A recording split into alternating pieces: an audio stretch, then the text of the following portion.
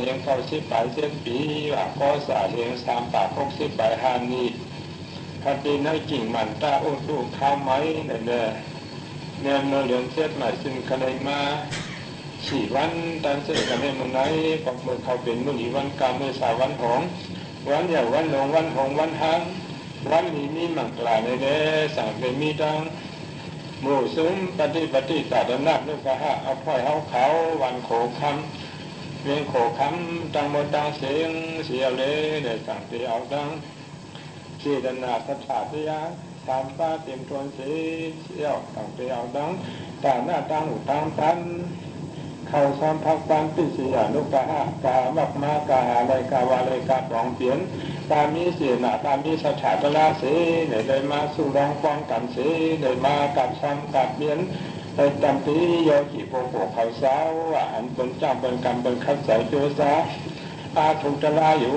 10 หาจองนาเนี่ยเอาโยกินั้นเฮ็ดเป็นไอจองรองตั้งเต็มกากันในวันกันเลยไม้จ้างมากันเลยมาขัดสายเลยไม้โจซาวันกันมาหาดาราเตี้ยเนี่ยก็พอหาก็เลยเตี้ยเนี่ยมันเหมือนซึ่งเขาป่าหาตาเสื้อตามยูเนาะเขาหาตาเสื้อตามยูเนี่ยก็มาพอสร้างดูขอห้ามไหลเนี่ยก็สร้างเปลี่ยนอุปยพอหาเตี้ยเนี่ยมันมีแต่จะดูขอห้ามไหลมีหามือเดียวเนี่ยก็เลยมือเดียวเนี่ยเขาว่าเขาสติเตี้ยเขามือเดียวเนี่ยก็เขามาเท่าตองก็เปลี่ยนเตี้ยผู้ตีเตียนรักช้างกลางเอเตี้ยเขาทำมอไหนที่รักช้างกลางเสียเตี้ยมีแบบมือนำตะกาเขาจังหมดตั้งเสียงในก่อนวันกันหยีว่าป้าเราพร้อมด้วยใส่กันเสียวันกันเลยมานับย้ำเลยมาอยู่เสียทำทีพลาทำทีสังขารก็เพื่อเขาอยู่ย้ำกลับให้จูดลาเหวันกันเลยมาเปิดตาปาตราหวานเลยมาเปิดปาตราใครยังเขาเลยมาจ้างมากันเลยมาเยอะจีไอ้วันนี้ก็ตาเตเฮ็ดเป็นตาปิสิตาโปวตรงละพอตาเตเฮ็ดตรงละผ้าตาเตไหลเปิดปาติยาในพอห้อมมีเสพุงเสกามป้อมมีปรมีป้อมมีผู้โสในมีอะไรซ้อนนั่นพระเป็นสาวบ่ห้อยว่าที่ไหนตาตนามปุญญาบุญตาปุญญาบุญตาวาลับเลอบาปุญญากลาหาสิเปกะหิดูมวิทยาบุญโตตับุริตาอตระนาบริตาอปองอุดุโรขังโดปุญญาวุนตาอิตาลียาธรรมายตาติลิกามาปยาทาวุชาวาปุงหงเจสุโกโตนิเปสงสินสามยาปยาอิตาตนานิวานาบุญติยุนทัสโสตาตนาดอมยัติโกปุญญาวุนตาวะเสกุโดกันสิมานพันติปะมิพุนตะโกจิมาจาโตโดติดาดินแต่กะชิโตปิสยาธรรมวันนวะดงเราชินยาวทับานชิงนาลาบาลีลาบานดีเก้าสอบใบยานันเชลิกงอีปุญญาวุนตาอิตลียาธรรมายตาติลิกามาปยาทาวุชาวะปุงหงเจสุโตนิเปสงสินสามยาปยาอีตาตนังเนวาลาวุนติยุนทัสโบตาลนาโตมยาจีโกอาบะปุญญาเสกุโดกาสิมามัทธาปรมิโพตะโคเนปาจาโตโดติกาลหาสีจัยันตะขาอนิญญเปกยิโตปิสยาธรรมวันนวะดงเราชินาทวันชิงหาอาวิตยาอลามเวความมยมยาเชลิโตจังนาลาปลีนาลาปานที่เข้าสวาบันบันมยาในสายเชจาดีกงอีในพระเป็นเสาห้อยสองกาถาตุกันว่าไงสองกาถาตุกันในซึ่งในกาถาก็มันตั้งให้ตาตานำปุญญาวุนตาปุญญาวุนตาวันนับบันลีว่าอันเป็นพวกกูอันมีเสพงเสกับพวกกูอันมีปรมีในเนี่ยพวกเขาเลยมาเกิดมาพบมาหกมาเนี่ยในศาสนาพระเป็นใจต่างอาจุตละเขาพูดสักต่างอาจุตละเสียมกาโอสันติยายาวเนี่ยก็เขาพูดซะว่าลื่นลายว่าในมาในตาเตขวาเกิดช่างขวาเตะช่างขวาเป็นช่างตาเตขวาเตนี้ป่านนั่นเขาเตะเอาหางเทียดในซ้ำหนังตะกาเขาก็ต้องเลยเขามีเสพุงเสกามเสเอาตั้งปีเสสีเบิ้งปีเสสีเบิ้งทางการเสเขาซ้ำเหยจ้องเหยยาเหซากว่าตั้งโมตั้งเสียงตั้งเจียงตั้งนำเสียงกาอ้อนกันเลยมาหนุตาหน้าดีในก็เลยมาหนุมาตั้งเสสินทันในก็เลยมาเปิดฟ้าเสื้อมากระลาโผตระในก็เขาเลยมาเช็ดมาหามาสู้มาหอมกันเช่นนั้น ป้อมสายโกโกมีปลังมีในเห็นไอ้ว่าอาป้าปงยากะละหาสิเปกะฮิจุมวิทยาว่าป้อมมีเสพงเสกามป้อมมีผู้โสป้อมมีปลังมีในเห็นไรว่าการนี้ในเป็นสายการก็เห็นไรคำพองไอ้ตาสาเขาตัวอย่างนิ่งๆเฉยๆคำพองเตลูเตตาในกองสารมิสิทธิยาแต่ที่คอยช่วยซับข้องคำองศาพิเศษมันดูได้มันท่านได้มันคัดสายได้มันโจซาได้มันเหตุการณ์นี้ก็มือผู้โสได้ตาเด็กใครถอนตียาก็มใครถอนตาเด็กใครมีสินมีธรรมก็มใครมีตาเด็กใครมีเสื้อดีท่านหมันตาเด็กใครได้เสื้อนี้ฝันก็มันมีไรเราก็เปิดหางก็เปิดผู้โสเรียกการนี่ปรมีเด้ว่าศาสนาญาสีชาก็การนี้ก็มือผู้โสเนี่ยมันตั้งได้ช้างหมากาถากำดึงชุดเนี่ยได้ประมาตัวพองทายามันโยจิโกโกเขาอ่อนกันเลยมาคัดใส่เลยมาจูซาเลยมาการเสียตาเตเหตุการเสียไหนเนี่ยสำนักพระเป็นเสาเตหันโอ้มันเป็นสารเชิงการสารนี้ปรมีนั่นน่ะเหมือนเส้นน้ำสมุทรตลาดนั่นยาวน้ำสมุทรตลาดเขาไหนวะก็เป็นป่าเรียกป่าลอกให้ป่าเหลียงป่าแสงเสียป่ากลางเขียวป่าปลอกเขาจะเนี่ยอยู่ไรเราก็เปิดหางก็เปิดแห้งน้ำรวมน้ำเนี่ยมันแห้งน่ะก็เปิดเขาก็ห้ามตัวเรียกอะไรอยู่ไรนั่นมันฉีดออกยันออกกำเหลียวในศาสนาพระเป็นเจ้าในก็เสื่อมนั้นว่าป้อมมีผู้โศกป้อมมีกาป้อมมีปรมีในตาเตมีเสียนาตาเตมีสัทธาติยาตาเตใครดูใครตาในก็อีอ่อนออดหนึ่งก็ว่ามันเปลี่ยนไรปลองเปลี่ยนได้ใส่มิสิริยาใส่ฉี่ใส่เหนียวใส่พิษไว้ช่วยซับข้องคำองศาพิเศษนั่นคำพองก็ป้าตายความตั้นได้อยู่ได้ตั้งได้อีกว่าของขายมันจะกะเขาจังหมดจังเสียงเสียเขามาหลุมมาตั้งเจไหนประมาตัวอันเขาหลุมเขาตั้งเจไหนเลยว่าเตรียมทวนในนอกแค่อย่างไรว่าเตรียมโทในประมาตัวในตาหน้า6 นิ้วนั่นรู้ชุนอันดูจิงก้านอันดูยินอันดูสีมีอันดูจ้างอันดูติยาอันดูว่าพระเป็นเสาข้าไว้เนี่ยมันมี6 นิ้วตาหน้าเสาคนดี6 นิ้วในนั้นส่วนอาลูเนี่ยมาเรื่องตะกาเขามาหลูในเขาซ้อมพักบ้านในก็รู้เขาหลีพักก็พักหลีซาบะดังมดดังเสียงเอาตั้งปิเสียนุกาฮะเอาตั้งปิเสียตั้งดอกมันเสียมาเอาเลขโหซ้อมโหตามเนี่ยตั้งพิยหันสังขาต่อเขาเสาเลยมากับซ้อมกับบ้านเส้นในหิเลสังว่ะถ้าเลยมาส่งซ้อมส่งบ้านจินโยจิโปโกเขาเสาบนจ้างเป็นกันเป็นคัดใส่จูซาอาถูกจะเล่าที่พาจ้องนั่นหิเลสังว่ะเดินนั่งกุ้ยมกาว่าตะกะเอาเลยมาดูด้านบ้านแทงจองยอจีในต่างวัดประมาด้วยกันนั่นแหละชุนอดูในพอเขาเต็มทวนเอาติ่งก้างอดูความเมื่อเส้นกาพุ่นก่อนขึ้นฝันหลังมาทำรูปแผ่นปิดแผ่นฟ้าแผ่นพาเสียอันสังอันซาป่าเช่นนั้นนั่นของเขาปานในสั่งการอยู่ว่ายินอดูในเมื่อเส้นเขาเลยดูปันตาช้างสาเปิ้ลในก็เขาเลยเฉบันกาเลือดเป็นกาเป็นเขาเลยดูด่านหน้าตั้งหนูพุทธูเขากาเขาปองเปลี่ยนไรในเมื่อเส้นเขามากันตัวเจ้าเจ้าสาเขาเช่นนั้นเมื่อเส้นเขาเลยดูปันยินอันดูที่เขาเศร้าเหมือนจังสังขาดอย่าหันเขาสาสมาเขาเป็นกว่าเตาไปดูในก็ก็เปิดหังในป้อมมีตั้งบุตรทู่เช่นนั้นในก็แต่เตะกว่าข้าวตั้งในก็มันเปลี่ยนได้มือเดียวในสังวานั่นเมื่อเจ้าหน้าเขาเลยดูปันตั้งช้ำสาปีเขาเศร้า3 4มีอันดูเมื่อเจ้าเขาเลยดูไพ่ใช่ไหมหนาไพ่ในก็ตะกาเขาพยายามดูมาหลายปอกหลายเปหลายเปลี่ยนน้ำหัวนั่นเมื่อเจ้าเขาเลยดูได้ป้าใส่คู่เมื่อเจ้าเขาเลยดูหมักตานั่นน่ะเฉพาะมันเดินลายว่าในมาในก็อันได้ดูไพ่เมื่อเจ้าเขาเลยดูเตียนเขาเตียนพยองแต่งเขาไพ่จิตเขาหมากครอบเขาผ่านจ้องเขาเลยช่วยกันซาไพ่เขาสังเขาซาก็สายว่าอยากเขาเช่นนั้นมันเขาฟันแล้วไพ่เสียงอันนั้นก็เลยดูสายสายเลี้ยงเส้นในเนี่ยดึงได้ว่าเนี่ยนามาเนี่ยเท่ากับเป็นคนก็ดีกว่าเป็นผีก็ยาวว่าพอเป็นผีเนี่ยก็อาหยองตะโคเขาเนี่ยเป็นลูกของกว่าชิดน้ำเมืองผีมาก็เนี่ยสั่งว่าก็เปิดซัดก่อนปานอ่อนเขาเลยดูไพ่ไว้เนี่ยว่าสั่งว่าไพ่ในก่อนตะกาเขาก็ยามไปดูมาหลายข้อหลายอย่างนะเช่นนั้นก็มันเป็นคู่สู่เขานะว่าสีมีอันดูเจ้าอันดูเนี่ยเจ้าอันดูว่ามันเส้นเข้ามาหลุมมาตาในเขาขามาหลุมมาตาเส้นไหนต่อหน้าเขาขาสังเกตมดใส่เขาขายิงอันดูจ้องโยจีคาเนี่ยนั่นในเขาเลยดูจ้องโยจีจ้องโยโย่ใส่ในนอจ้องเป็นอาทุปิยาจ้องจัดที่เลยมาตะลาโผตะลาไม่เป็นโปโกศีลาสมัติปีญาสิกขา3 ฟ้าเขาโปโกอันจ้างเตียโปโกอันเอาตั้งอาปามาตาสติเตียเอเปียเชียบเตียเป็นเงาหักให้ขันจีเดชาเต็มมือตื่นมาตก ว่าละกว่านั่นเอาตั้งสติเจ้าให้เปียที่เดชาตั้งวันโลภะเอาโทสะเอาโมหะเอามาหน้าที่ดิสิกิสาผู้สู่ที่เดชาเขาในเปียรูตั้งวันเหมือนจังย่อจีเขา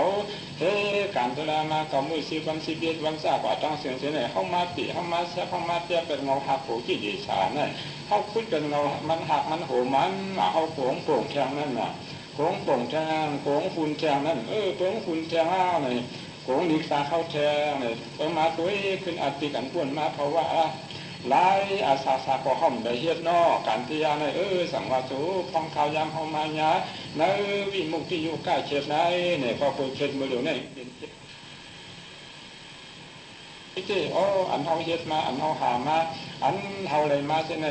เฮาเลยมาตอนสะโพธิยาตั้งดีเสก็เปิดใส่จิตใจเดียวเฮาก็มีใส่โกเชิงโกย้อมเฮาก็มีบ่เลยมายาในสู่ดอกกว้างเขาได้เอากินคำฟองว่าซ้ำเอานุ่งคำฟองว่า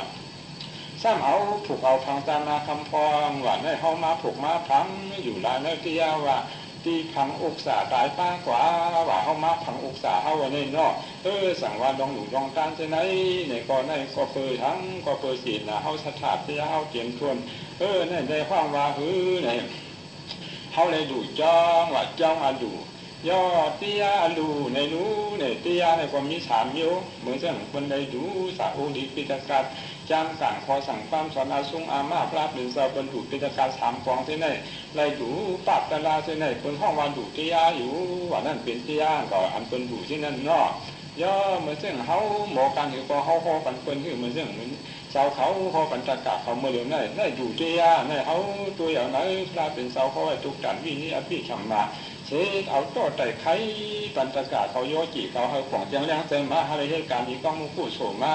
ก็ในถ่อมเตียพระเป็นเจ้าเนี่ยตัดไปเล่นมากเลยโผล่ในมีว่าก็มาเป็นเตียเนี่ยพระเป็นเจ้าฟังปัดแต่ไม่ได้มีเมื่อใช้การหือเสต้าในก็ยาวว่าก็ในถ่อมเตียเหตุปุกเหโหเหตุด้วยเนี่ยตัดไปเลยเตียทูกว่าในมีว่าสั่งว่าพระเป็นเจ้าของมือพระเป็นเจ้ายังโผยังใส่ก็พระเป็นเจ้าก็ไหวไอเย่เต้เนาะเตียเนี่ยพระเป็นเจ้าไหวไอเย่หนาว่ากลางขึ้นก็ห้อกลางมันก็ห้อกลางไหนก็สุกนามาก็ห้อชุดดีกว่าตรงสวามาก็พมาสุกินะพมาขอปัญญาหันเขาในจ้องก่อน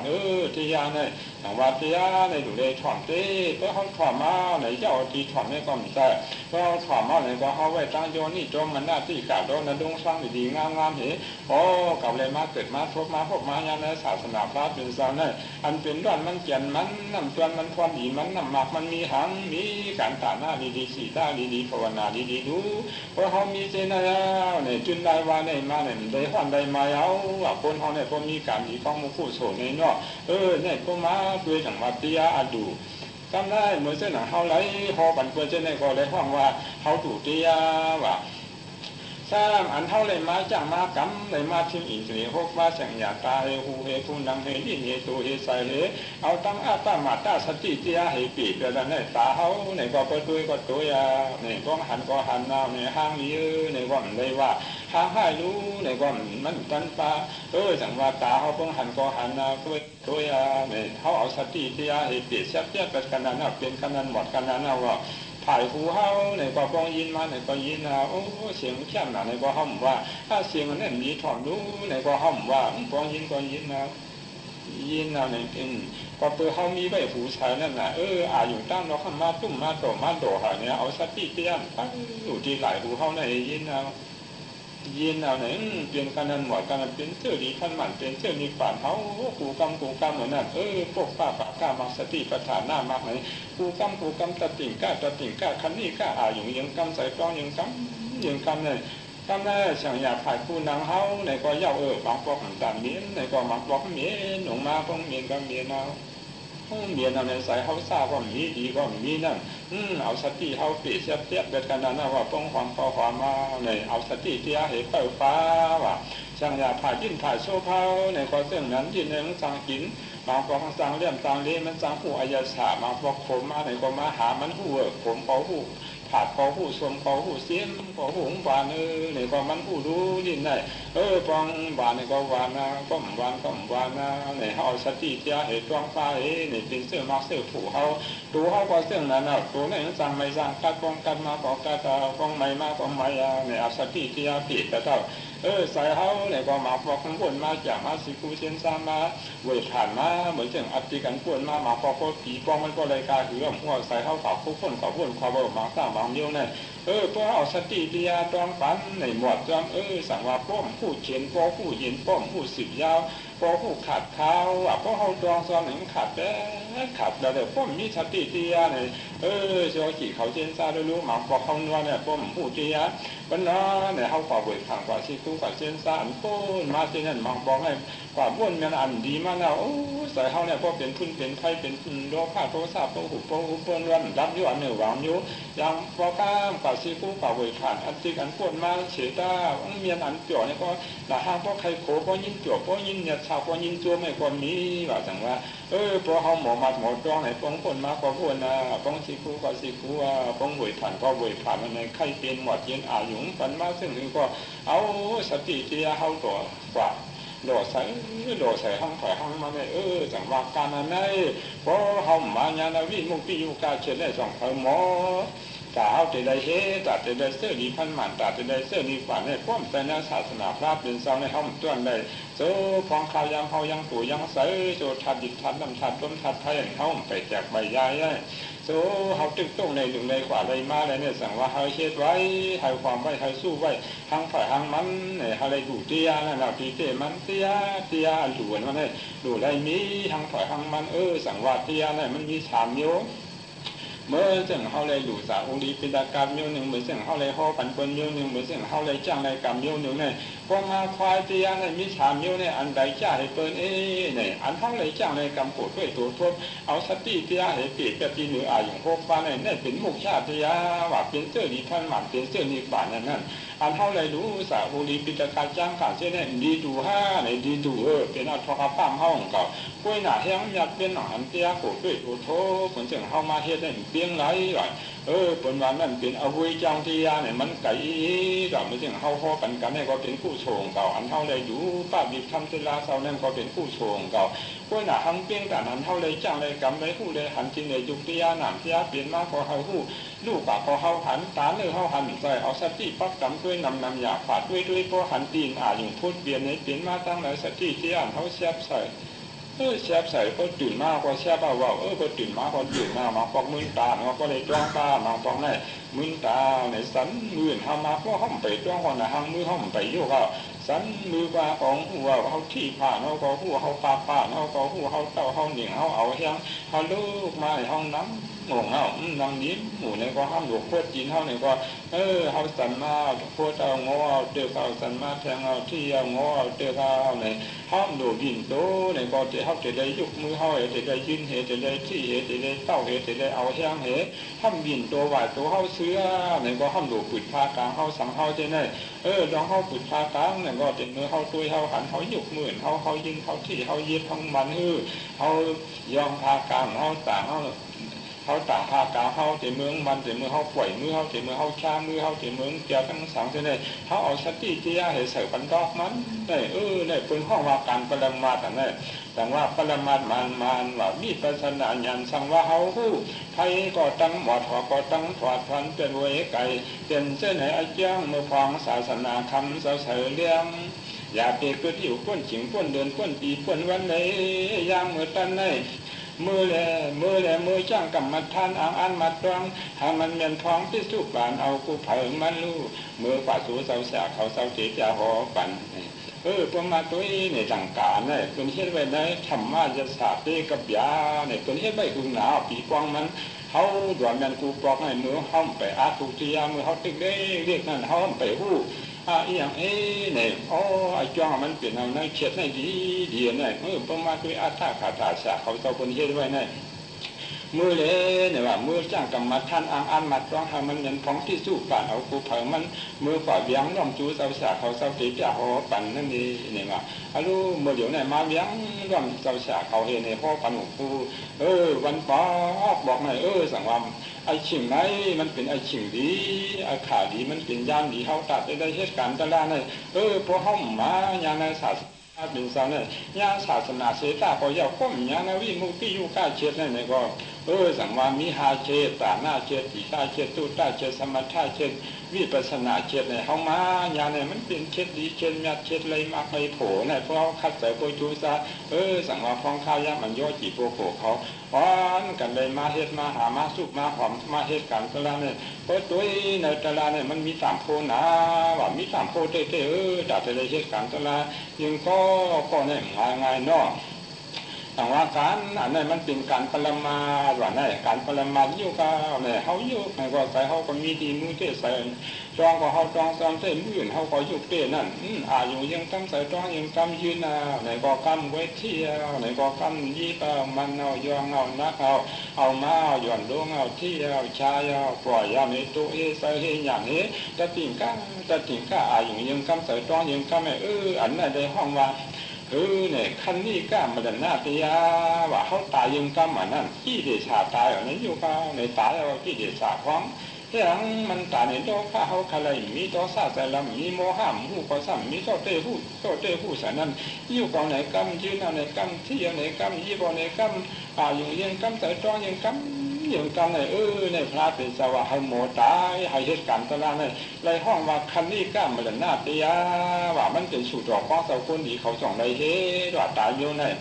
ยอดจมูกตีมันดันหน้าตียาห้ามตายก่อนนี่ก็ตายซึ่งเนี่ยเพราะซึ่งเขาหาสาธกานี่นะยางตายมาพอตายกันนะอย่างนี้กว่าตีกับพุ่นตายกันนะอย่างกว่าตีกับพุ่นเฮ้ยในตายเกิดป้อมเกิดว่ายเลยในห้องว่าจมูกตีมันดันหน้าตียาว่าในมันโยกว่าตายโยในเจ้าเนาะไว้ตายโยในเสียตาเนี่ยก็ป้อมมีการที่ทำเลยตายเลยกว่าในงานราชกว่าว่าเป็นในงานราชที่สันติตาทางลูกก่อนอย่างว่าคันนี้จมูกตีมันดันหน้าตียาเนี่ยในก็เลยห้องว่าเขาตายยังกำตายเหตุกันไหนกับพูดกว่าตีกับเปลี่ยนทางนั้นนะผีก็เลยตายคนก็เลยตายสัตว์ก็เลยตายในโลกาเนี่ยสั่งว่ามันจีมันเมสังในการจมูกตีมันดันหน้าตียาเนี่ยมันว่าโถพาว่านั่นถึงพอจะได้ตายซึ่งเนี่ยให้เลยตายในจมูกเสตามันดันหน้าตียาว่าไม่ใช่จมูกเสตามันดันหน้าตียาเนี่ยเมื่อซึ่งพระเขาเศร้าที่เสก้าผู้ถ่ายเขาเศร้ายาหันตาเขาเศร้าเนี่ยเขาเศร้าได้ตายเพราะตายอะไรว่าเขาเป็นสามอนุปาติเตชะเขาสามลิ้นที่ฝันกว่านั้นต้นได้เตะแทงเอาตายกันนั่นได้กับเตะก็พูดน้องอันเขาเหตุการณ์ขั้นที่ก้ามันดันหน้าตียาไหนเนี่ยนอกนายมันได้ตาตีเขากว่านั้นจมูกเสตามันดันหน้าตียาในเขาหมดตายว่านอกตายเนี่ยโยกโคตายกะเขาว่าตายเนี่ยโยกเอาโคหมอตายว่าพระดิสว่าตายเนี่ยแต่โยกโคคุยหนาโคหมอตายแค่โคหมอตายเนี่ยพวกสัมเป็นสัมตายมาในหมอกพวกเขามีสติเตียมากำเนิดใส่เขาจีเคยช่วยจะคล้องทำอายุเฮเซอร์เอเปิงหมอกพวกคล้องที่มีเนี่ยหมอกพวกคล้องที่ถูกเนี่ยหมอกพวกคล้องมีอุกษาปีซีเขาเนี่ยหมอกพวกเขาเลยทำวิ่งทำคับไว้เนี่ยที่นั่นเป็นนิสาเข้าขึ้นนั่นเพราะหมอตายโน่อันดูจ้องซ้ำจ้องนั่นน่ะป่าพวกคนป่าว่าน่าอีนี่ก็ไปใหญ่มั้งอีนี่ก็เขาใส่ข้องมันอีนี่ก็เรียกคนรู้ดันเขาก็นี่ก็นี่ก็ไปใหญ่เงินก็มีอยู่กันนี่ก็กำตั้งนัดเผยคำของโมกไว้กันนี่ก็กำไปตั้งบอกกันหน้าเนี่ยเพราะสำเป็นสำตายมาอยู่แล้วพระเป็นสวะให้หมอตายเนี่ยตรงนั้นสำเป็นสำตายมาก็คงเจ็บก็เสียเขาคงขึ้นก็ขึ้นเอาคงมวยก็มวยเอาเพราะใส่ดีก็ดีเนี่ยเอาทุกสู้ใส่เท่าเห็นนั่นเพราะใส่เท่าได้ขากว่านั่นนั่นเขาเลยตาทางฟองเดียวคุยว่ามันได้กว่าตีเชียงเอาเนาะสั่งว่าน้องตาเนี่ยอย่าไปโค้คุยนะไอ้ยี่ใหญ่กลุ่มหมอตานั่นนี่ทั้งฝ่ายทั้งมันแต่ว่าการตนาเนี่ยดูได้มีไว้ตัวมาตุยเนี่ยตนาไปว่าสั่งว่าไม่ใช่หนังเปียกมากโคตาไอ้มันเนี่ยเปียกมากโคตาเนี่ยมันเนี่ยเป็นคุณหัวคำหลงมันเนี่ยเอาจอมเตียนะว่าตีเหนือพระราตีเหนือตนาตีเหนือสังขารตามตีเหนือยตนาต่อจำยา3 เปิง 3 ป้าเนี่ยมันเอาใส่น่ะมันเนี่ยพ่อปันกูรันกูนเบื้องลูกก่อนน่ะสินทำเนี่ยจับฉังด้วยสินหาเนี่ยหาพ่อกูพ่อกูยอมมันเนี่ยเป็นขุนมีมันต้องห้องว่านั่งนั่นตาเตวีว่าของชาโพมีเนี่ยอันดูมันกันกลางแต่มันกันมีปรมีกันวันเนี่ยที่สินหาเนี่ยเขาจ้างเขากำตัวเขาใส่เขาก้มการปลายพ่อปันเกินช่างลูกก่อนว่ะเพราะนั้นเนี่ยพอเปิดมันอยู่จอมเตียพออยู่จอมเตียก็ใกล้เมียนซ้ำมันเก่าก็เนี่ยคุณสักจาเนี่ยตัวดวงมาว่ะมาหันแถวอย่างมากโคตรอย่างมากโคตรเลยตั้ง นางนันตาเทวีใน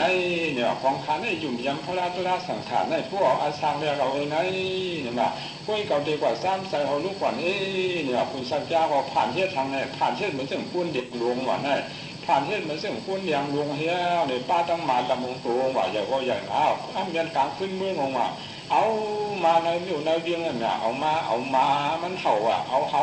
ฝ่ายกูชอบกูหย่อมเลยคนวันกันออกกุ้ยอ่ะคนวันคนเมืองคนกุ้ยโอ้เนี่ยคนอย่างหลวงพ่อในสูงพอสูงใหญ่พอใหญ่ทำป้าตั้งมาดำดวงเหี้ยวพอหาเห่ากูปอกกูหย่อมกูวันกูหน้าในเสียงหมามันเห่าพอตาลีโบตุ่มกูเนื้อพอจีได้เปลี่ยนชื่อเนี่ยว่าเฮ้ยในพอถึง2-3เข้ามาเสียงข่าวสตางในปอกว่าคุณหัวคำว่ากว่ากะลีคุณว่าคำเปียมากโคต้าเนี่ยรู้คำเนี่ยเปียมากโคต้าว่าจีเนี่ยเปียมากโคต้าก็ตาบออกมาสู้คนอย่างหลวงนั่นมาทำเสาเก่าซึ่งเนี่ยว่าเอามาดำเสาเก่ามาเผาในวันนั้นนาในวันนั้นเบียงเขาจะในคนเขาตั้งหลวงตั้งหลายเนี่ยป้อมเปลี่ยนดับเปลี่ยนวันนั้นมีรอยจ้อซึ่งเนี่ยมาถามคนอย่างหลวงนั่นเขาก็ทัดถามคนเมืองนั่นนี่คุณว่าคำนี่มันเนี่ยแต่มันทัดถามก็ได้คนอย่างหลวงนั่นสองทีว่าเดี๋ยวก็เพื่อเราเอาตั้งมาลำดวงเขาได้มาเผามาหอนเช่นนั้นก็เพื่อเขาตีมาหาโคติยาไหนกว่านี่ว่าพวกวันไหนเอาเนี่ยอย่ามาโคต้าในช่วงน่ะว่าคุณขุนเดินได้เลยเอ็นเก่าชีวิตยอมเชียนได้พวกชาเนี่ยเชียงมันก็ช่วงนำตันพวกคนตีโคติยาเนี่ยมันช่วงน่ะใส่ปฏิมาโหติยาเนี่ยเขาฆ่าเกณฑ์นั่นน่ะเขาฆ่าเดียชักน่ะเขาฆ่าซุ้มนะเนี่ยปฏิมาโหติยาเนี่ยฆ่าคุณอย่างหลวงเนี่ยเขาปฏิมาโหติยาเนี่ยว่าเพราะวันไหนเนี่ยปฏิมาโหติยาเนี่ยแค่มือเจียวกันเนี่ยเพราะน่ะปฏิมาโหติยาช่างเนี่ยว่ากันเนี่ยคุณอย่างหลวงสั่งวางมันอันเขาปฏิมาโหติยาเนี่ยเขาปฏิมาโหติยาฉันคัดเนี่ยเขาปฏิมาโหติยาปินทวนเนี่ยว่าเจ้าปีนผวนวันนั้นเหมือนถือเนี่ยห่อปันเจ้ากอบด้วยดูเนี่ยรู้อย่างมากพอตาพอสำคัญยินว่าเก่าตีมาห่อตียาเนี่ยว่าเอาในกว่าวันตามือนาเนี่ยว่าการเป็นคนตั้งหลวงตั้งหลายเขาเนี่ยให้คานะอาชาโกใส่กันตายละเนี่ยว่าให้ลักเอาอกสาพิเศษกันละเนี่ยว่าให้ยานาห่อโตเพิ่นกันละเนี่ยว่าให้เจ็ดให้หญิงให้เก้ากันป้อนลูกป้อนชุ่มละเนี่ยว่าให้กินน้ำเมาหย่องว่ากันละเนี่ยว่าเตี้ยเขาเนี่ยเป็นเตี้ยมิ้วเนี่ยเนี่ยว่าก็เนี่ยอย่ามาโคตรเนี่ยตุกใส่ว่าอนุเนี่ยเสาเก่าอย่าเป็นมาโคเตี้ยมิ้วเนี่ยกัมเนี่ยเตี้ยปีนผลมิ้วเนี่ยพวกเสาเก่ามาโคเนี่ยโลกาเนี่ยสังปีนสังตั้งเนี่ยว่าอย่าเป็นมาโคขาดตรงปั่นอินเนี่ยว่าโหติเดียวเขาได้มาโหติยาในนี่ว่าเสาต่อมโหติยาไอ้ช้างเนี่ยคนอย่างหลวงคำถามขึ้นอ่ะคนนี้เก่าคาเนี่ยเก่าคาโหติยาได้ว่าทราบสองด้วยการฆ่านักอาชาติตัวใส่กันเนี่ยอย่าไปเอาตายกันอย่าไปทักเขาอุกษาโคของปีเสกันอย่าปีนย่านาหอโตเปิ้นกันอย่าไปเปียกเบจิงเปเก้ากันให้พอนลูกฟ้าซูมอย่าไปกินน้ำเมากันในเก่าคาเนี่ยเอาส่วนสินหาเนี่ยเนี่ยว่าอานุเสาเก่าเต้โหเตียโยนั่นเนี่ยว่าป่วยน่ะซ้ำมาเข้าในเตียเก่าในนู้เนี่ยว่าเข้าในเตียเก่าในเตียเก่าในเอาไงเนี่ยว่าตาเตเอาเตียเก่าเนี่ยมันเอาไงเตียเสาเก่าหน้าเนี่ยว่าเตียเก่าเนี่ยเพื่อเก่าข้อเนี่ยเป็นเจียวเนี่ยเป็นชงเนี่ยว่าอานุอย่าไปห้อยกำคาเนี่ยว่าเสาเก่าใครทั้งเนี่ยว่าใครดูอีสังกางแต่นั่นเก่าคาตีด้วยแชมเจียนทวนเนี่ยว่าอย่ามากโคตรเนี่ยใครฝันคนอย่างหลวงนั่นใครปั่นโหติยานั่นน่ะสัพพมันก็ได้คนอย่างหลวงนั่นวันกันเลยมาจ้างมากันเลยมาเข้าใจเลยมาชูซาวันกันมาหาดาราติยาในก็พอหาก็เลยติยาเนี่ยมันเหมือนซึ่งเขาป่าหาตาเสื้อตามยิ้วเนาะเขาหาตาเสื้อตามยิ้วในก็มาปอกคอสร้างดูขอห้ามไหลในก็สร้างเปลี่ยนหนูเฟ้ยพอหาติยาในเนี่ยมันมีแต่จะดูขอห้ามไหลมีหามือเดียวในก็เลยมือเดียวในเขาว่าเขาสติติยาเขามือเดียวในก็เขามาเท่าตองกว่าก็เปลี่ยนติยาผู้ตีเตียนวัดช้างกลางเอติยาก็ทำมอไหนที่วัดช้างกลางเสติยามีแบบมือหนังตะกาเขาตั้งหมดตั้งเสียงในคอยอ่อนกันอีว่าพระรำพร้อมด้วยใส่กันเสียอ่อนกันเลยมานับย้ำเลยมาอยู่เสียทำทีทละทำทีสังขารก็เพื่อเขาอยู่ย้ำกำให้จูดละเหอ่อนกันเลยมาเปิดตาปาตละหวานเลยมาเปิดปาตละฝักพาย้ำเขาเลยมาจ้างมากำเลยมาเยอะจีอะไรวันนี้ก็ตาเต เฮ็ดเป็นตาปิสิตาปวตรงละปอตาเตเฮ็ดตรงละผ้าตาเตไหลไปปาติยาในปอหอมมีเสพุงเสกามป้อมมีปรมีป้อมมีผู้โสในมีอะไรซ้อนหนังพระเป็นสาวปอห้อยว่าที่ไหนตาตนามปุญญาบุญตาตาปุญญาบุญตาวาลับเลอบาปุญญากลาหาสิเปกะหิตุมวิทยาบุญโตตัปุริตาโอตระนาบริตาอปองโอดุโรกังโตปุญญาบุญตาตาอิตาลียาธรรมายตาติลิกามาปยาทาวุชาวะปุงหงเจสุคงตนิเปสังทินสามยาปยาอิตาตนานิวานาบุญติยุนทะโสตาตนาตมยะอิโกปุญญาบุญตาวะเสกุโดกังสีมาพันติปนมีพุทธโคจิมาจาโตตุโตติดาดินเปกชิโตปิสยาธรรมวันนวัดลงเราชิงยาวทับบ้านชิงหาลาบาลีลาบานที่เก้าสวาบันไปยานันเชลิกงอีปุญญาบุญตาตาอิตลียาธรรมายตาติลิกามาปยาทาวุชาวะปุงหงเจสุโตนิเปสงทินสามยาปยาอีตาดนามนิวาลาบุญติยุนทะโบตาลนาโตญาจิโกอาบะปุญญาเสกุโดกังสิมามัทธาปรมีโพตะโคเนปาจาโตตุโตติสลาหาสีตัจันตะขาอนิญญเปกยิโตปิสยาธรรมวันนวัดลงเราชิงเอาทับบันชิงหาอาวิตยาอลังเวความมเยมยาเชลิโตจังรับเป็นเสาห้อยสองกาถาคือกันว่าไงสองกาถาคือกันในเสื้อหือในกาถาก็มันตั้งไอ้ตาตานำปุญญาบุญตาตาปุญญาบุญตาวันดับบันดีว่าอันเป็นพวกกูอันมีเสพุงเสกับพวกกูอันมีปรมีในเนี่ยพวกเขาเลยมาเกิดมาทบมาหบมาเนี่ยในศาสนาพระเป็นเจ้ายาวเนี่ยเข้ามาอยู่เมากินมังว่าเขาพูดสักกามกามอาจุตละเขาพูดสักกามกามอาจุตละเสียมก้าโอ้สันติยายาวเนี่ยก็เขาพูดซะว่าลื่นไล่ว่าในมาในตาเตกว่าเกิดช่างกว่าเตะช่างกว่าเป็นช่างตาเตพอเป็นนิป่านนั่นเขาเกิดเอาหางเฮ็ดในส่วนหนังตะกาเขาก็จ้องเลยเขามีเสพุงเสกามเสเอาตั้งปีเสสีเบิ้งปีเสสีเบิ้งสั่งการเสเขาซ้อมเหยจ้องเหยยาเห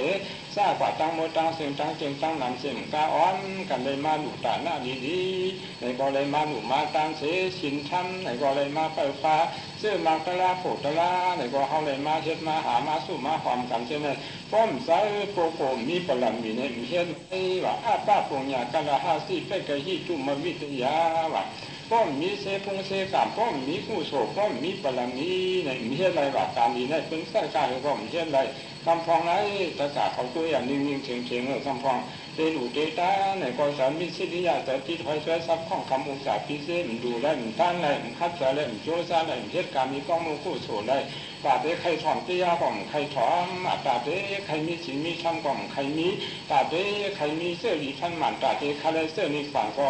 มันมีไหนเราก็เปิดหังก็เปิดผู้โสเรียกการเรียกปรมีเด้ว่าศาสนาญาศีชาก็การมีกองมือผู้โสเนี่ยมันเลยสร้างมากาถากำดึงชุดเนี่ยได้พอมาด้วยฟองเท้ายามันโยจิโกโกเขาอ่อนกันเลยมาคัดใส่เลยมาจูซาเลยมาการเสีย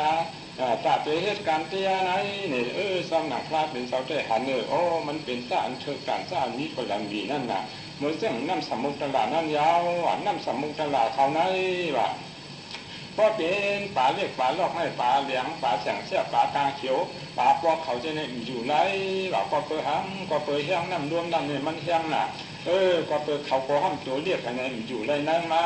มันฉีดออกยันออกกำเหนียว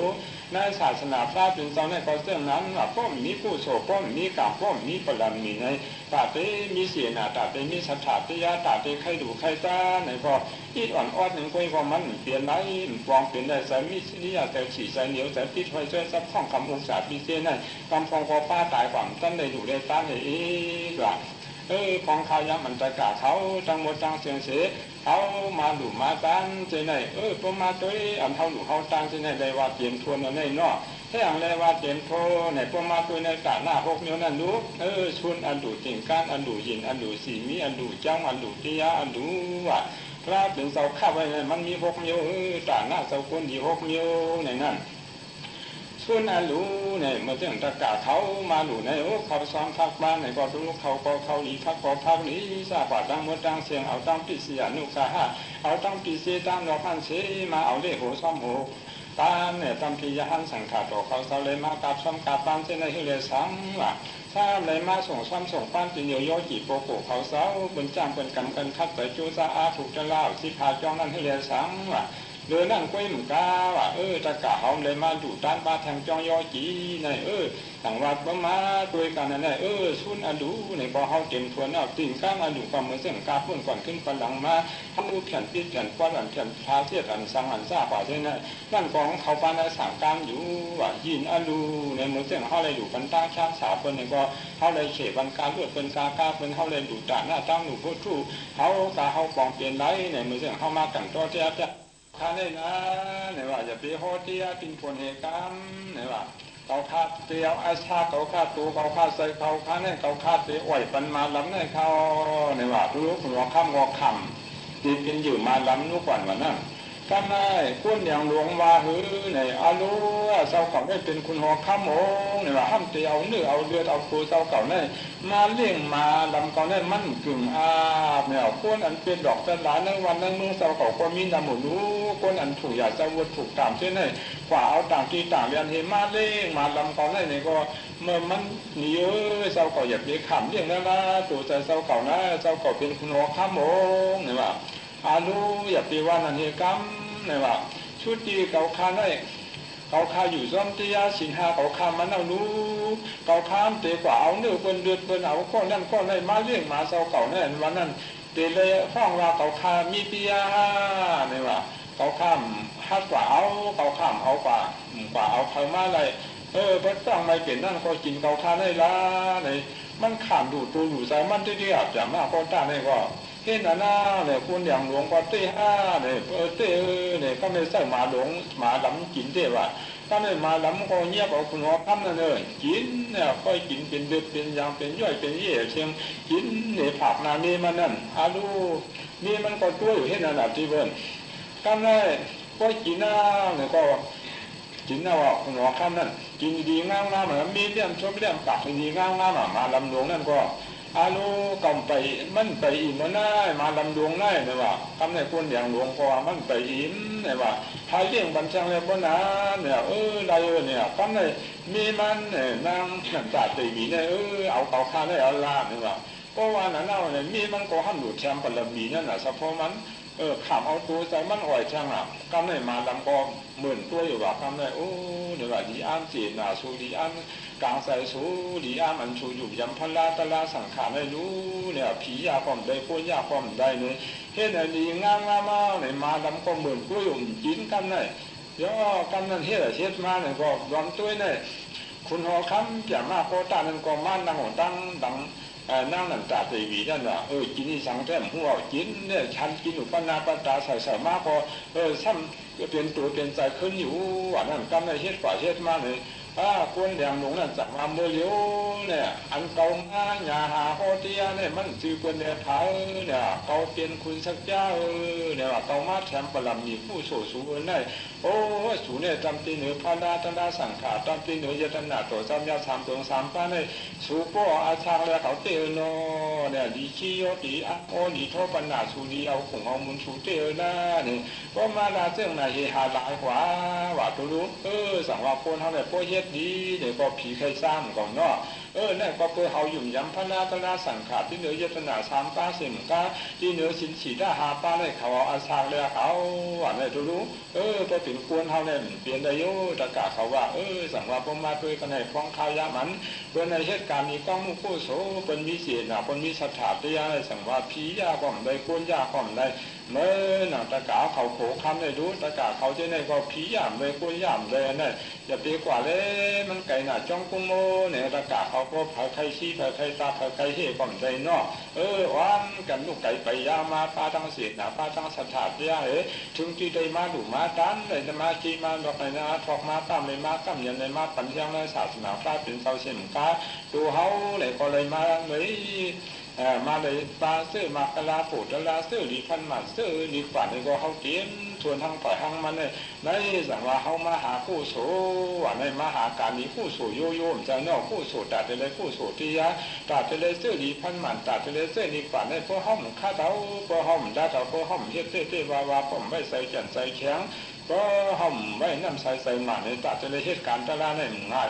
สังว่าฟังข้าย้ำเขาอยู่ดีกินวันในการตลาดในถอยใครว่าถอยใครเซ่ถอยใครเจ๊ฟังข้าย้ำเขาหลุดคัดเจอหลุดยูจ้าปัญนาปัญลังอย่าว่นช้างหวานในกลางกองแจงมาในมกนั่นก้อยหนูโคตรหนูว่นฟังข้าย้ำเขามีกู้สู่เขามีปลาเมียวลงมาเดียวในเพราะเขาคัดใจจูซ่าในสังว่าในศาสนาพระเป็นซาในเปลี่ยนโชตาป่านก้อยมันก็ยาหันตาพอยังเปลี่ยนได้อยู่ว่ายาหันตาพอมีอยู่ตาเสียเนี่ยเหมือนจึงไม่ออนั่นเนาะไม่ออนั่นมีขิงคือขิงแหงหันในวันโนตาเสียว่าไม่ออนั่นโปโปอันจ้าอันกรรมอันคัดใจอันจูซาลาเหี่ยวอันเป็นยาหันตาป่านในพอมีอยู่ตาเสียเมื่อเดียวเนี่ยกำพองห้องผู้ซักเหมือนก้อยเนาะเพราะเขาเฮ็ดเต้เนี่ยก็ได้เต้เนาะทากาเขาว่าสั่งว่าเมื่อหนังตากาเขาไม่ใครกว่าตั้งสี่หูหาตั้งใครกว่าปุนหิ้งในก็พวกไก่ใครมาตึกนาขานก็ห้ามใดนั่นใครมาปุงโมเนี่ยก็ปีนาผ้าใบมานอกก็ปีนาผ้ามาเฮาหาศาสตร์กรรมร่วมหันตันซุ้มแต่ในก็จะได้ตัวหน้าตั้งตาจะได้คัดใจจะได้โจซาเขาจะคุยปีมาในฮาเลยคุยเนื้อหวาในฮาเลยมาปัญญาเขาเลยมาจ้างมากำเชียงนั่นน่ะตากาเขาก็หาสักยืนยาวไปปีมาคำฟังทางฝ่ายทางมันเนี่ยกูก็ก็เขามีเสื้อดีพันมันก็มีเสื้อดีฝานที่เลยสังก็มีเสื้อดีพันมันก็มีเสื้อดีฝานเนี่ยพอมาตัวเนื้อที่ยาเนี่ยพระเป็นเจ้าเพราะว่าอภิสัตตุวัตันตโลตีคอยว่าอนันติโกตัตตมาหิปาวนัมปีสังกัลยาโมสนัตถิโกโปโกก็อันมีเสื้อดีพันมันก็อันมีเสื้อดีฝานนั้นนะครับตันตะล้อเนี่ยที่ได้สัมสลาลงในว่าปีคอยว่านี่มันจะได้อยู่ยาวกว่าที่ว่าพวกมีเสื้อดีพันมันเนี่ยจะได้เกิดตายที่นั่นน่ะเหมือนอย่างเขาว่าสถานการณ์ได้เกิดได้เป็นในตายทั้งฝ่ายทั้งมันเนี่ยอ่านกำผ่ามาแล้วเนี่ยเขาติดคำคำอาของทั้งฝ่ายทั้งมันเนี่ยก็เปิดห้างเนี่ยก็เปิดเฮียงเตียเขาเจ๋ว่าเนาะเปิดห้างเตียเขาเจ๋ก็ได้เจ๋กว่าดีมาหนังคือเฮียงเตียเขาก็เจ๋น้ำในพระเป็นเจ้าก็เจ๋ไม่เหมือนหือเหมือนเสื้อหนังเหมือนเสื้อหนังกวนวันรับว่ากวนวันรับในป้องว่าคำว่าหังขึ้นเกี่ยาวเนี่ยก็เปิดหังขึ้นเกี่ยยาวกวยตานวันเท่ามีว่าคำฟ้องเนี่ยป้องข้างต่างไหนมาใกล้ลูกดาบเนี่ยกันหนุ่มใกล้ยีหนูรู้แต่กะเขาคำว่าขึ้นยาวใจเนี่ยก็เป็นถามมันเลยชื่อก่อนวันรับเลยเนี่ยนั่นถ้าข้าวตั้งสามดักเนี่ยพวกว่าเนี่ยก้อนมีเอ็นมีเชียงได้เป็นกว่านาดีก็ก้อนมีเอ็นมีเชียงได้ป้องข้างว่าข้าวตั้งเตะไก่รู้ไก่เตะไก่ว่าหม้อคำว่าได้โยกเก้าเนี่ยก็เปิดหังเนี่ยก็เปิดมันมีเอ็นมีเชียงเลยมันป้องมันข้างโอยเนี่ยว่าย่อสัมสลานวันนี้ยาวนะว่าพระเป็นสวัสดิ์ตันตระอันวันนี้เฮียงสัมสลายาวเฮาที่ในป้อมป่วนในตัวเขาเนี่ยก็เปิดเฮียงการที่เขาเจี๋ยเนี่ยเฮียงตาหน้าเขาก็เจี๋ยเฮียงสีหน้าเขาก็เจี๋ยเฮียงภาวนาเขาก็สัมมีนั่นนะครับก่อนพ้นขึ้นพลังมาเจเนี่ยครอบครัวมีเฮียงตาหน้าหังฝ่าหังปานในนอไอ้จ้อสินสีหน้าเขาเจี๋ยมันเสื้อมาเสื้อโผล่ได้ห้อมได้หาตะกาขวานอันตีกันป่วนมาเนี่ยสังมาฟังข่าวยามมือเดียวเนี่ยได้เฮียงตาหน้าเขาก็นำเนี่ยเฮียงตาหน้าเขาก็เต็มทวนเหกันเนี่ยสินทำเนี่ยก็ตัวนู้ยังกำยังใครกำเขาสินเนี่ยก็กำสินห้ามไปเพียงก็ใครกำสินเปลี่ยนไปเพียงก็ใครกำสินชิบไปเพียงก็ใครกำสินชิบพวกในเมื่อเจ้าย่อจีเขามาอาถูกกระดาเลยน่ะได้เป็นห้องว่าสินชิบพวกกว่าในนอสินชิบพวกเขาหาเลยมาจ้างมากำเตียมหาสติปัฏฐานในเป็นอาสามันสูงเหตุเปิ้นแต่ป้าตานำธรรมะตานำสีนาที่อ่องการเป็นอันดุตาหน้าธรรมะญาเทเปเนี่ยนั่นก็เข้าเลยดุเตียเนี่ยญาเทเปิ้นเสียงเป็นซิเป็นจอมเปิ้นเสียงอ่องป้นเปิ้นเสียงว่าเนี่ยป้อมมีเตียแต่ตะกาก็ว่าสังวาเตียเป็นรองดีชดพ้นผีพ้นบวชอันต่างตัวพวกถ้าเป็นธรรมะตะล่างนั่นอันต่างตัวผู้ซาพระเป็นเสาก็เป็นเตียยาวพอเลยจ้างเตียพอเลยผู้เตียพอเลยหมอเตียยาเนี่ยจันเตียนี่มียาวเหมือนจังอย่าหันตาเขาเสานั่นเป็นพวกเอาห้องฝ่ายห้องมันเขาหาชาตากาตั้งมดตั้งเสียงเสน่ห์ก็หนังนี้เขาพอติโป้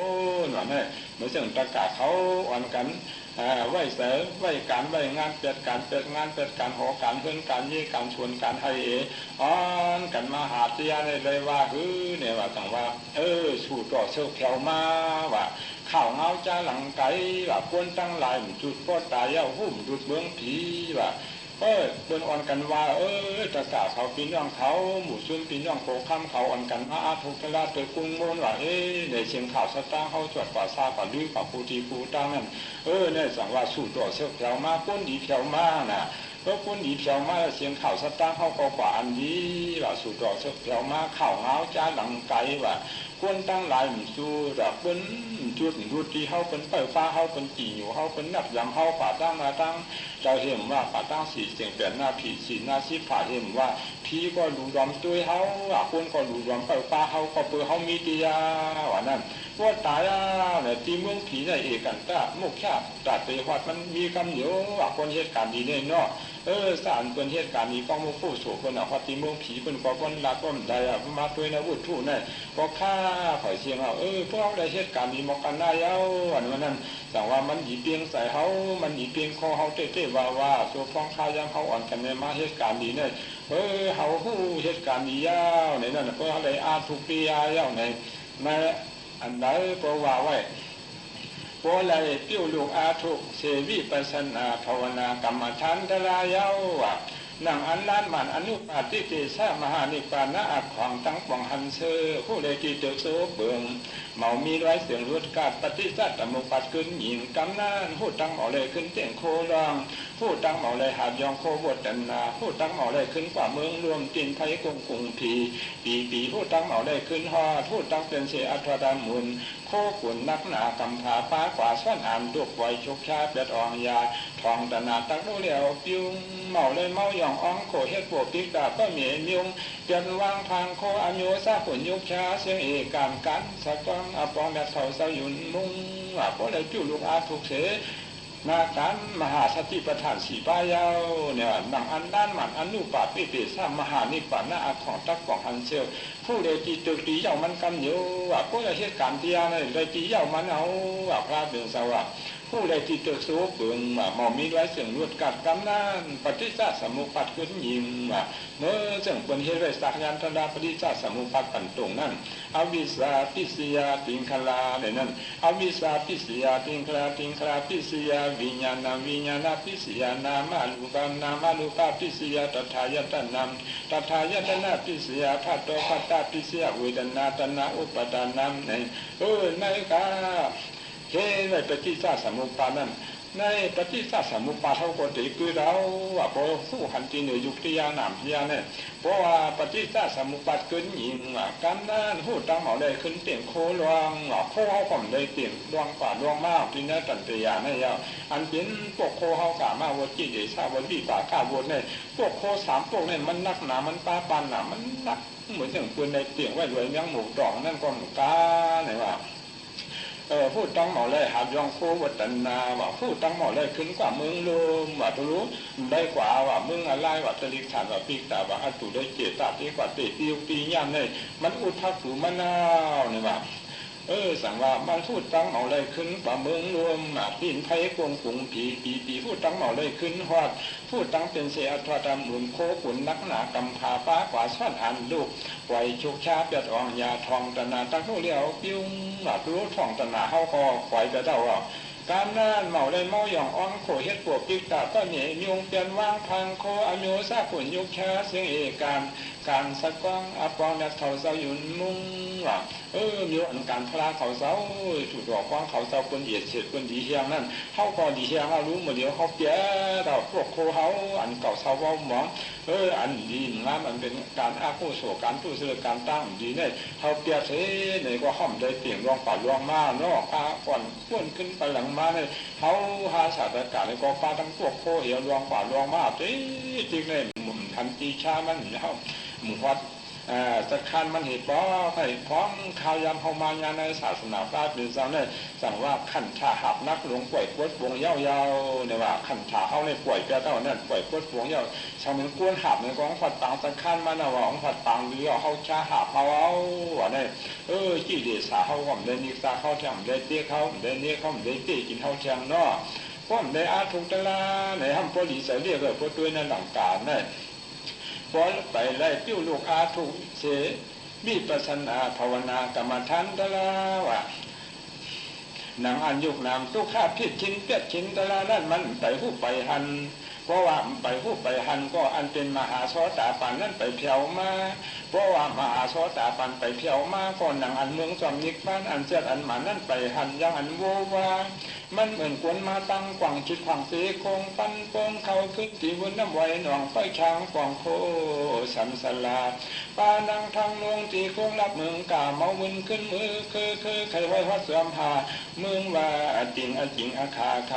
ปาเมียวปูมันงวนคันมามันยัดมันห่วงเมืองคนเขาไปเมาเท่าความห่วงตัวมาลนา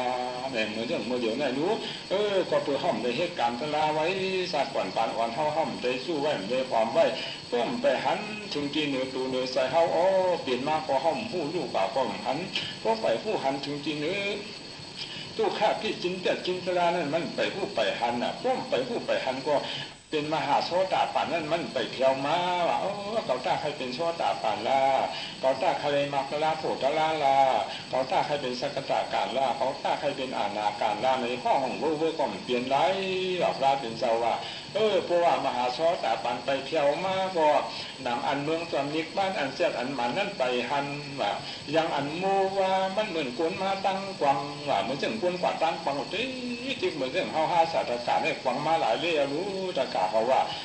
เขาเป็นกวนกวังตั้งมาในแต่อ่านศาสตร์มันก่อนไปอ่ะเนี่ยมันเหมือนกวนมาตั้งกวังคิดขวางเสโคงเพราะว่าเขากวังตั้งก่อนนั่นก็31โคงเลยกว่าคู่โคงอ่ะนั่นกำกว่าโคงนั่งกว่าโคงก็เพื่อห้อมคู่นั่นนะคิดขวางเสคงปันโปงเขาขึ้นตีบุญน้ำไว้หนองว่ารู้ดินลายไว้มาเขาขึ้นตีนได้นั่นน้ำไว้หนองช้างต้อยช้างปองโคสัมสลาเนี่ยมันก็ย่อมตัวให้บอกถูกยังยักตายกันนั้นกว่าตีกันนั้นตีกันนั้นกว่าตายกันนั้นที่แนวที่ข้างข่อยข้างมันเอาปั่นนะพอมีสาที่ก็สลาสาจากที่มันหน้าในเอาปั่นป่าปั่นมาของห้างถ่ายห้างมันนั่นนั่นคือสักยันตนาเขาตีคือแต่เมื่อเจ้าหนังย่อขี่เขาจังหมดจังเสียงอ่อนกันเลยมาคัดเสยไม่มาจูซาอ่อนกันเลยมาหาเสื้อดีพันหมันอ่อนกันเลยมาเสื้อหาเสื้อดีป่านในเช็ดเสื้อก็เลยเตะการเตะเนี่ยก็เพิ่งถึงมาฉิงมันขามันยานมันเย้าการมีกองมุกู้สูก็คันโนโวปาตี้โตเนี่ยตัวถึงเอาซื้อนาซื้อตาเขาก็มีปีญญาเตะเขาก็หมัวเอาเตะเขาก็รับแหลมเตะเขาก็เป็นตีฮิโกโกเตะเขาก็อยู่ยังกามให้โจตลาการตลาเนี่ยพอแล้วแต่ว่ามันอะไรเอาไว้นอกอย่าไปไปขิงไปย่ำตะกาเขาว่าเขาเตะไปขิงไปย่ำกำเอาอันเกินเอาอันการกำไปตั้นเนี่ยกำไปสาใบยาอันนั้นก็เป็นอันนั้นก็เป็นในคำพ้องนั่นเอาในโลกาเป็นใหญ่นั่นแหละคำพ้องเอาโลกาเป็นใหญ่เพี้ยเสียในการนั้นวันนั้นก็เอาอันเกินเอาอันกาตัดดีกว่าอาภูเจียนกำบังกำมือชิบันก็พ่อมีไอขิงมันเนี่ยคำพ้องได้พ่อมียามันเขาข้าวก็ได้ฝ่ายย่องไอ้ฟองสาวเนี่ยมือเส้นเขามือเบี้ยมือการได้มาพ่อผมเนี่ยคนมือกันเนี่ยสูงมือจ้องไอ้พวกว่าในวันไหนเขาข้าพร้อมจ้างว่าเรือสาวเนี่ยว่าอันนั้นก็ไปเย้าอันนั้นก็ไปโตอันนั้นก็ผัดเลยลูกค้าคนนำในหวังว่านั่นเย้าสาวเย้าอาลาตายดีกว่าโยนั่นนอตะกาเขาเนี่ยได้ว่าเขารักเหลี่ยมมันได้ทั้งฝ่ายทั้งมันนอกันลูกไก่ไปยามาก็เพื่อเขาอยู่ยังตามไอโจตลาการมีกองโมกุศลได้เพื่อเขารักแหลมเพื่อเขาเช็ดขาเพื่อเขาสู้ความมือเหลียวเนี่ยตีไปสู้มือไหลตีไปความมือไหลพอมาตัวอย่างในเวลาเนี่ยอันเขาอยู่ดวงอยู่หมู่เนี่ยมือเสื้อเนี่ยมือเสื้อหนังมือเส้นหนังนวกเขาสังเขาในคำหู้ซะเอาจ้องว่าเป็นตรงเที่ยวตรงคือของนั่นตึกจ่อมนหนูนั่นวันหนึ่งมาเนี่ยเอาจ้องอาจจะได้คำตรงเที่ยวตรงขึ้นก็คำหู้ว่าเมื่อถึงกินเขาฟางเขาพันเขาเส้นในก็เรื่องนั้นเอาจ้องอาจจะได้ตายยันโยช้างในคำพันได้ตีกว่าถูกเที่ยวมือเลยถูกขึ้นมือแล้วเนี่ยก็คำหู้ว่าก็เปิดหังก็เปิดอวิสาผมไม่จับไป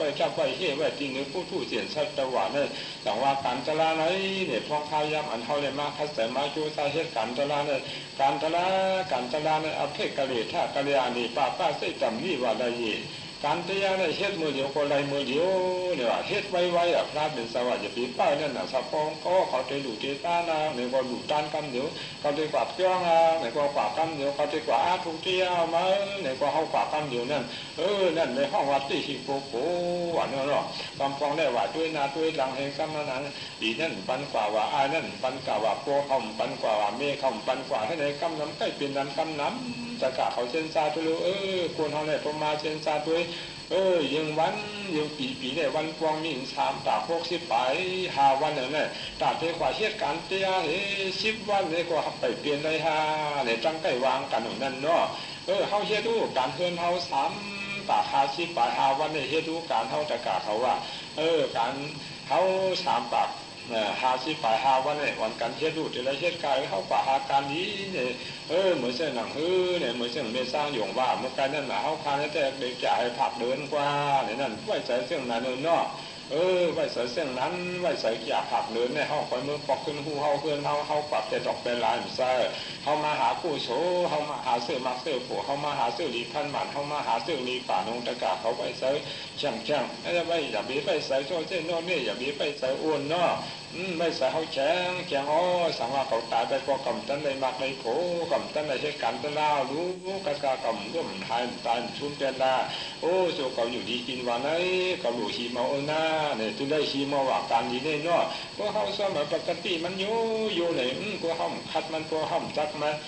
ดัดมันเนี่ยปกติใส่ชาสินดูเนี้ยที่ว่าที่เลตาว่าเพราะเอาใส่เขาว่าใส่ผู้ทู่เสียนได้มันมึนที่อายุกรรมคง5 ป้าเปียว